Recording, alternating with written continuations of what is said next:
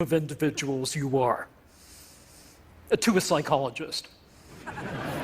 I've had the opportunity over the last couple of days of listening in on some of your conversations and watching you interact with each other, and I think it's fair to say already that there are 47 people in this audience at this moment displaying psychological symptoms I would like to discuss today.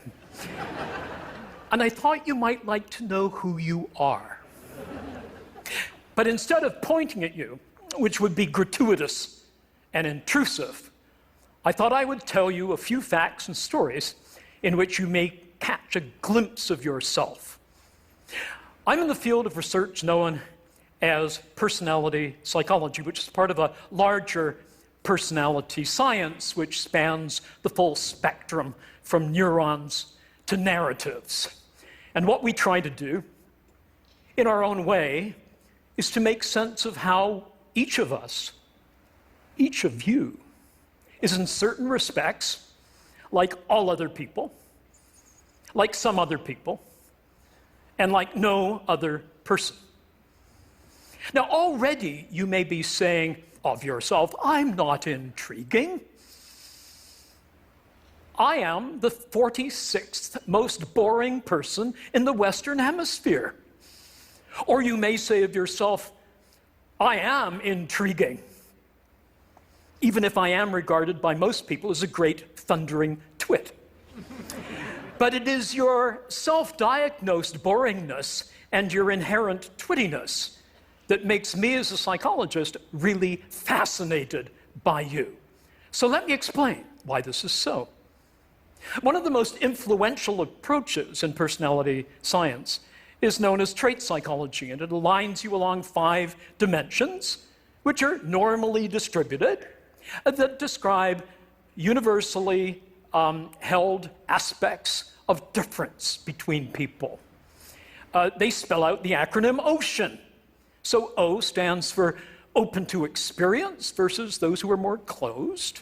C stands for conscientiousness, in contrast to those with a more lackadaisical approach to life. E, extroversion, in contrast to more introverted people. A, agreeable individuals, in contrast to those decidedly not agreeable. And N, neurotic individuals, in contrast to those who are more stable. All of these dimensions have implications for our well-being, for how our life goes. And so we know that, for example, openness and conscientiousness are very good predictors of life success, but the open people achieve that success through being audacious and occasionally odd. The conscientious people achieve it through sticking to deadlines, to persevering, as well as having some passion. Extroversion and agreeableness are both conducive to working well with people. Extroverts, for example, I find intriguing. With my classes, I sometimes give them a basic fact that might be revealing with respect to their personality. I tell them that it is virtually impossible for adults to lick the outside of their own elbow. Did you know that? Already, some of you have tried to lick the outside of your own elbow. But extroverts amongst you are probably those who have not only tried, but they have successfully licked the elbow of the person sitting next to them. Those are the extroverts. Let me deal in a bit more detail with extroversion because it's consequential and it's intriguing and it helps us understand what I call our 3 natures. First, our biogenic nature, our neurophysiology. Second, our sociogenic or second nature, which has to do with the cultural and social aspects of our lives. And third, what makes you individually you, idiosyncratic, what I call your idiogenic nature. Let me explain. One of the things that characterizes extroverts is they need stimulation. And that stimulation can be achieved by finding things that are exciting, loud noises, parties, and social events here at TED. You see the extroverts forming a magnetic core, and they all gathered together, and I've seen you, the introverts are more likely to spend time in the quiet spaces up on the second floor, where they are able to reduce stimulation and may be misconstrued as being antisocial, but you're not necessarily antisocial. It may be that you simply realize that you do better when you have a chance to lower that level of stimulation. Sometimes it's an internal stimulant from your body. Caffeine, for example, works much better with extroverts than it does introverts. When extroverts come into the office at 9 o'clock in the morning and say, I really need a cup of coffee, they're not kidding. They really do. Introverts do not do as well, particularly if the tasks they're engaged in, and they've had some coffee, if those tasks are speeded and if they're quantitative, introverts may give the appearance of not being particularly quantitative, but it's a misconstrual. And so here are the consequences that are really quite intriguing.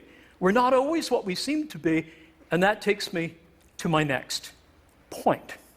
I should say, before getting to this, something about sexual intercourse. Although I may not have time, and so if you would like me to, yes, you would? Okay. There are studies done on the frequency with which individuals engage in the conjugal act, as broken down by male, female, introvert, extrovert. So I ask you, how many times per minute? Oh, I'm sorry, that was a rat study. How many times per month do introverted men engage in the act? 3.0. Extroverted men, more or less? Yes, more. 5.5, almost twice as much. Introverted women, 3.1. Extroverted women, frankly, speaking as an introverted male, which I will explain later, they are heroic. 7.5, they not only handle all the male extroverts, they pick up a few introverts as well.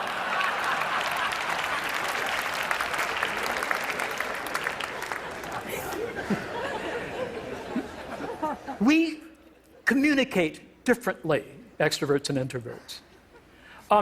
Extroverts, when they interact, want to have lots of social encounter punctuated by closeness. They like to stand close for comfortable communication. They like to have a lot of eye contact or mutual gaze. We found in some research that they use more diminutive terms when they meet somebody. So when an extrovert meets Charles, it rapidly becomes Charlie, and then Chuck, and then Chuckles baby. Whereas for introverts, it remains Charles until he has given a pass to be more intimate by the person he's talking to. We speak differently. Extroverts prefer black and white, concrete, simple language. Introverts prefer, and I must again tell you, that I am as extreme an introvert as you could possibly imagine.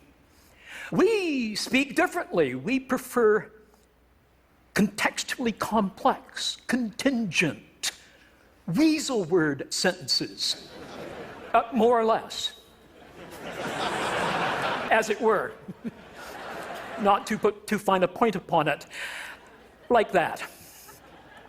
When we talk, we sometimes talk past each other. I had a consulting contract I shared with a colleague who is as different from me as two people can possibly be. First, his name is Tom. Mine isn't.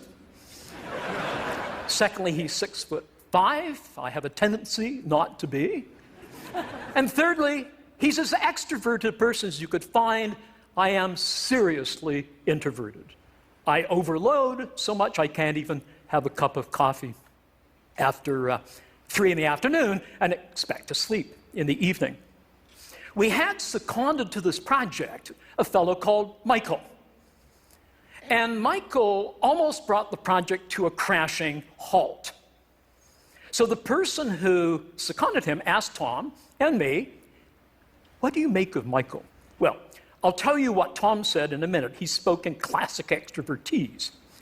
And here is how extroverted ears heard what I said, which is actually pretty accurate. I said, well, Michael does have a tendency at times of behaving in a way that some of us might see as perhaps more assertive than is normally called for. Tom rolled his eyes and he said, Brian, that's what I said. He's an asshole.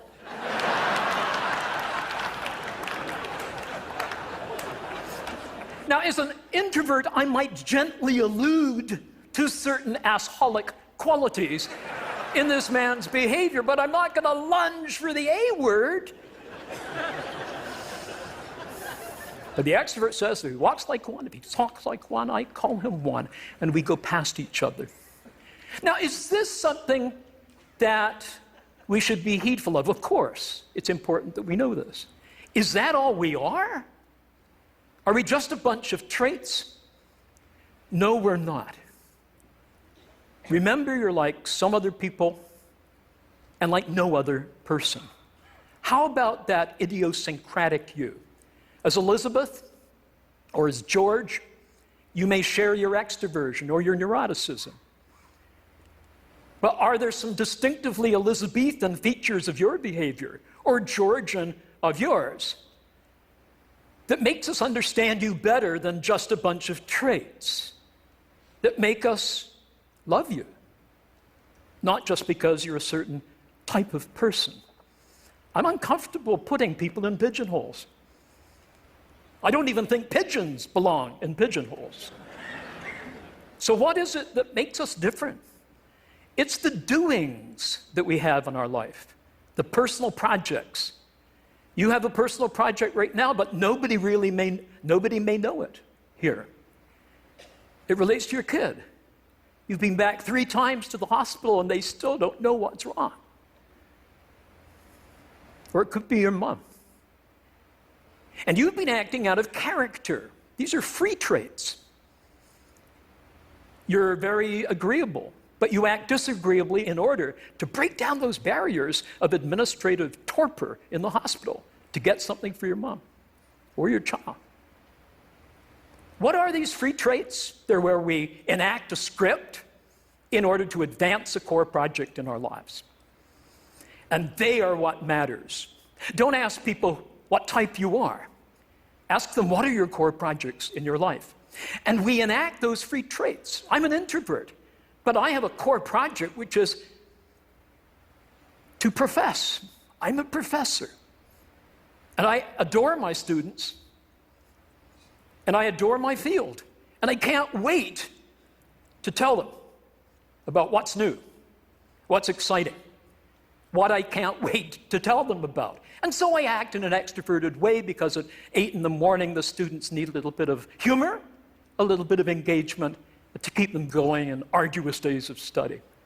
But we need to be very careful when we act protractedly out of character. Sometimes we may find that we don't take care of ourselves. I find, for example, after a period of pseudo-extroverted behavior, I need to repair somewhere on my own. As Susan Cain said in her quiet book, in a chapter that featured the strange Canadian professor who was teaching at the time at Harvard, I sometimes go to the men's room to escape the slings and arrows of outrageous extroverts. I remember one particular day when I was retired to a cubicle trying to avoid overstimulation. And a real extrovert came in beside me, not right in my cubicle, but in the next cubicle over.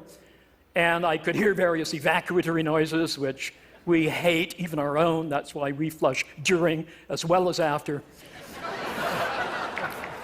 And then I heard this gravelly voice saying, "Hey, is that Dr. Little?" If anything is guaranteed to constipate an introvert